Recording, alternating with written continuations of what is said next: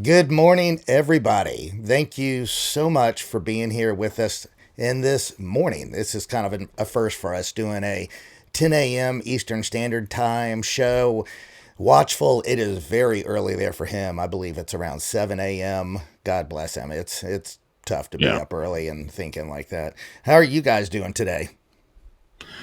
doing pretty good over here. I'm doing awesome. Loving it. Loving every day. Fa- oh, Yep. that's just fantastic. And we're glad to see everybody in the chat. Lots of familiar faces. Catherine, Janet, Chris, Anthony, Samantha, Lisa. So many familiar faces that we constantly keep seeing. And we love being here with you guys every day. It truly means a lot. I woke up to a story about our current administration working with the Alaska National Guard and the governor there. They want to essentially have the Alaska National Guard go down to the border to. I'm not sure what their plans are, but it seems like they want to go in and try to enforce the federal government's plans for exactly whatever their agenda is for the border. So that just can't be good to have a National Guard from one other area, following the orders of the current administration and going down to butt heads against Governor Abbott's National Guard that seems to have everything under control. So I'm not really too sure why there needs to be any other action or intervention. It seems that he's got everything under control. The border crossings are really down to a minimum, unless, the current administration, they are just not happy that the border crossings are reduced. That's where I'm kind of perplexed. What's your thoughts, Watchful? Same old thing. It seems like our administration has some nefarious plan for wanting. I don't know. I like Tim Pool's way of saying it. He doesn't like saying illegal aliens. He likes saying criminal aliens because it seems more than people seeking refuge. This seems like fighting age males that are being treated better than the veterans of our country. So there's something nefarious going on. Yeah. It's ironic that you brought that up because probably not ironic, actually. Um, I am actually going to talk a little bit about that today and Hmm. in our discussion. I will tell you that it's much worse. My friends on the border, both federal, border patrol officers, and people who live there uh, tell me it's far worse than what we see on the news. Even Fox News doesn't, it's just a snippet of what really is happening there. And the estimates, remember, the estimates are based on who they've made contact with, not the gotaways. So when I Hmm. give you the numbers, when I begin my presentation, when I give you the numbers, remember, those are numbers that are estimates based on people they've had contact with, and they know those people have come into our country. You see what I'm saying? So those Yeah. people, they're not. We're not getting a clear, full picture of what's really happening. And you're absolutely right about the ages. Now, there's a YouTuber that I follow, and I really like the guy. He's a great guy.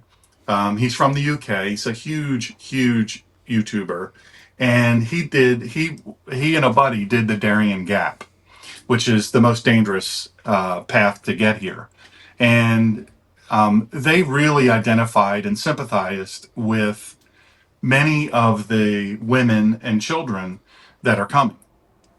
And so that really, remember, he's coming from the UK.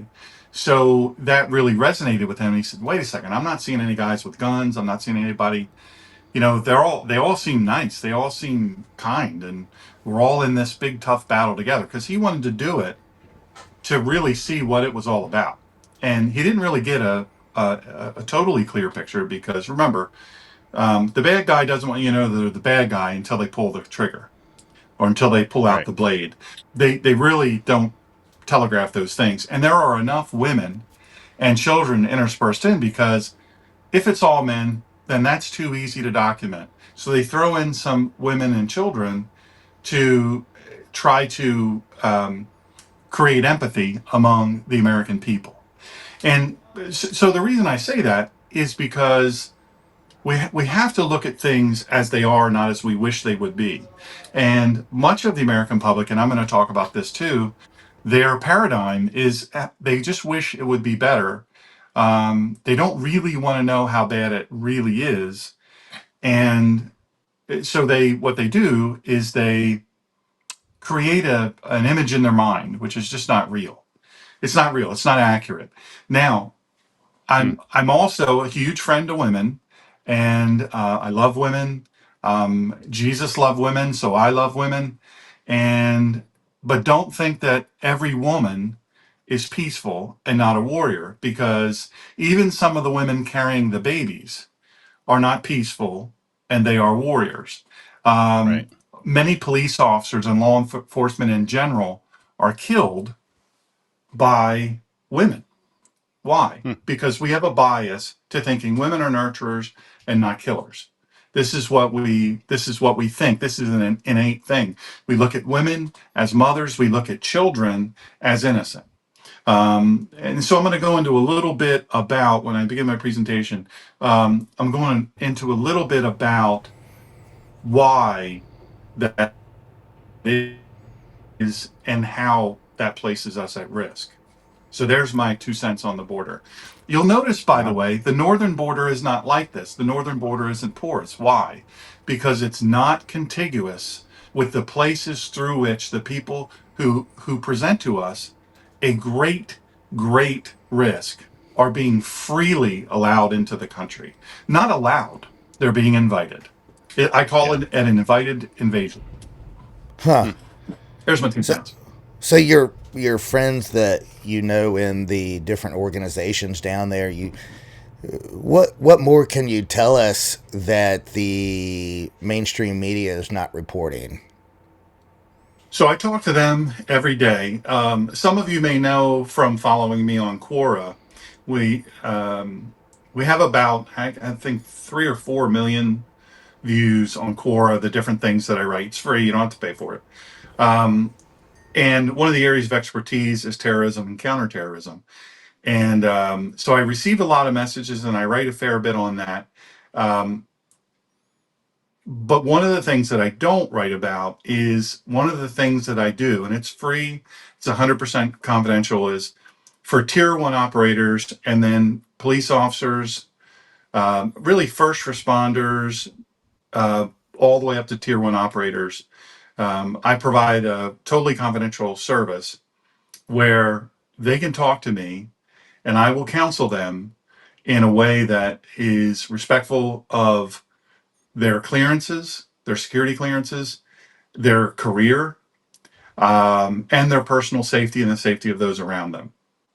So, in so doing, I talk to a lot of people. And as you might imagine, law enforcement officers in the United States these days are under epic stress. As you know, I used to be a police officer, and I used to do some federal activities. We'll leave it at that. And that being said, the people on the border that work the border. Thanks for watching this segment from our live show. We're live every night, 9 p.m. Eastern Standard Time, except for the Sabbath. See you tomorrow.